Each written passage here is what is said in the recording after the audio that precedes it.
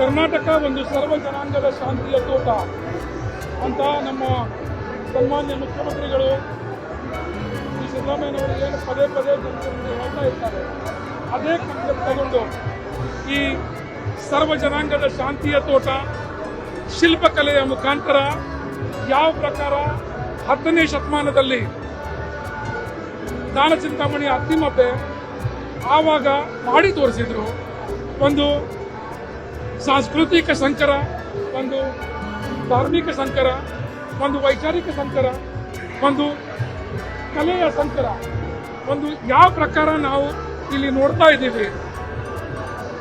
ಹಿಂದೂ ಧರ್ಮದ ಆಗಿನ ರಾಜ, ಜೈನ್ ಧರ್ಮದ ಆಗಿನ ಈ ಒಂದು ಸ್ಥಾಪತ್ಯ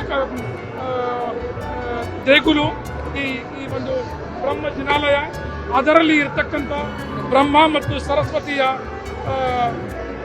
ಮೂರ್ತಿಗಳ ಜೊತೆ ಭಗವಾನ್ ಮಹಾವೀರ ಅವರ ಮೂರ್ತಿ, ಇದು ಒಂದು ನಮ್ಮ ಕರ್ನಾಟಕ ಯಾವ ಪ್ರಕಾರ ಒಂದು ಶಾಂತಿಯ ತೋಟ ಇದೆ.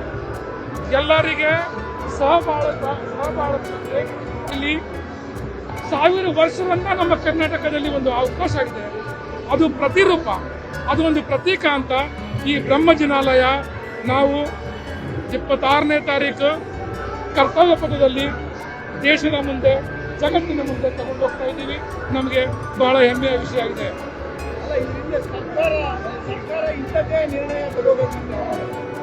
ಆ ಕಾಲದಲ್ಲಿ ಜನರ ನೆಮ್ಮದಿಯ ಗ್ಯಾರಂಟಿ ತಗೊಂಡು ಒಂದು ಶಾಸನ ಮಾಡುವ ಈ ರಾಯರು ತೈಲ, 2ನೇ ತೈಲ ಹಾಗೂ ಇರೋಬೇಡಂಗ ಇಂಥ ರಾಯರಿಗೆ ದಾನ ಚಿಂತಾಮಣಿ ಅತ್ತಿಮಬ್ಬೆ ಈ ಒಂದು ಪರ್ಮಿಷನ್ ಕೇಳ್ತಾಳೆ.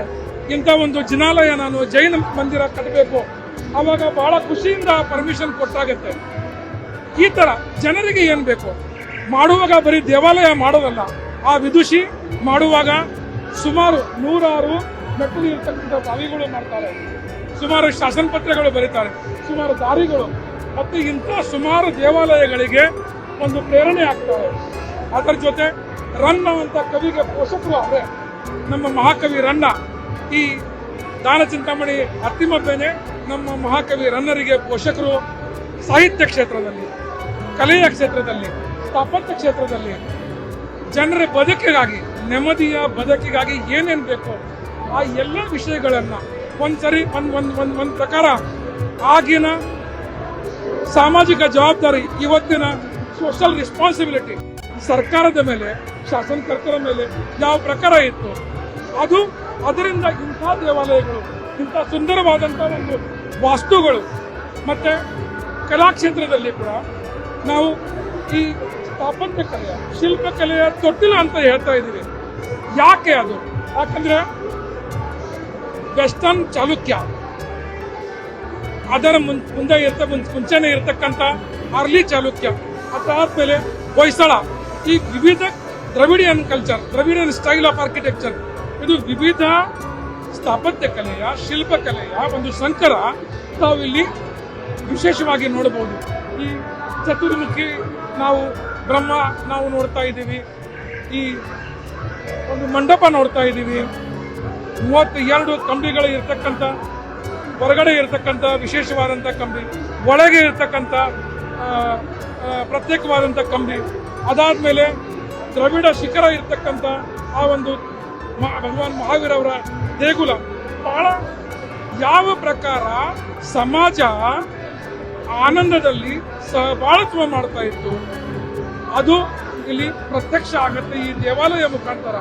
ಯಾವುದು ಕಲೆ, ಆ ಕಾಲಿನ ಒಂದು ಮಿರರ್ ಇರುತ್ತೆ, ಆ ಮಿರರ್, ಆ ಕಾಲಿನ ಸಮಾಜದ ಮಿರರ್ ಈ ಒಂದು ದೇವಾಲಯ ಅತ್ಯಂತ ಸುಂದರವಾದಂಥ ಒಂದು ಸ್ಥಾಪತ್ಯ ಕಲೆಯ ನಮೂನೆ ಕೂಡ ಹೌದು. ಈ ತರ ಸುಮಾರು ಒಂದು 50 ದೇಗುಲಗಳು ನಾವು ಲಕ್ಕೊಂಡಿಯಲ್ಲಿ ನೋಡ್ತೀವಿ. ಲಕ್ಕೊಂಡಿ ಆ ಕಾಲಿನ ಟಂಕಸಾಲೆ, ಅತ್ಯಂತ ಶ್ರೀಮಂತ ಊರು ಆ ಕಾಲಿನ, ಅಲ್ಲಿ ಒಂದು 50 ದೇಗುಲಗಳು ಈ ತರ ಇದಾವೆ. ಶೈವಾಯಿಟ್ ದೇಗುಲಗಳು ಇದಾವೆ, ವೈಷ್ಣವೈಟ್ ದೇಗುಲಗಳು ಇದಾವೆ. 14ನೇ ಶತಮಾನದಲ್ಲಿ ಇರ್ತಕ್ಕಂಥ ಜಿಂದೇಶ ವಾಲಿ ದರ್ಗಾನೂ ಇದೆ. ಅದೇ ತರ ಬೇರೆ ಬೇರೆ ಸಂಸ್ಕೃತಿ, ಬೇರೆ ಬೇರೆ ಸಮಾಜದ ಆ ಕಾಲಿನ ದೇಗುಲಗಳು ಯಾವ ಪ್ರಕಾರ ಒಂದೇ ಊರದಲ್ಲಿ ಬಹಳ ಒಂದು ಅಭ್ಯಾಸ ಮಾಡುವಂಥ ವಿಶ್ಲೇಷಣೆ ಮಾಡುವಂಥ ಒಂದು ಸ್ಥಳ, ಒಂದು ಹಳೆ ಸ್ಥಾಪತ್ಯ ಕಲೆ ಮತ್ತು ಹೊಸ ಸ್ಥಾಪತ್ಯ ಕಲೆ ಏನಿದೆ ಅದರ ಒಂದು ಬಹಳ ಮುಖ್ಯವಾದಂಥ ಲಿಂಕೇಜ್. ನಮ್ಮ ಕಾನೂನು ಮಂತ್ರಿಗಳು ಎಚ್ ಕೆ ಪಾಟೀಲ್ ಸಾಹೇಬರು ಅದೇ ಊರಿನವರು, ಈ ಗದಗ ಡಿಸ್ಟ್ರಿಕ್ಟ್ನವರು, ಅವರು ಪ್ರವಾಸೋದ್ಯಮ ಸಚಿವರು ಕೂಡ.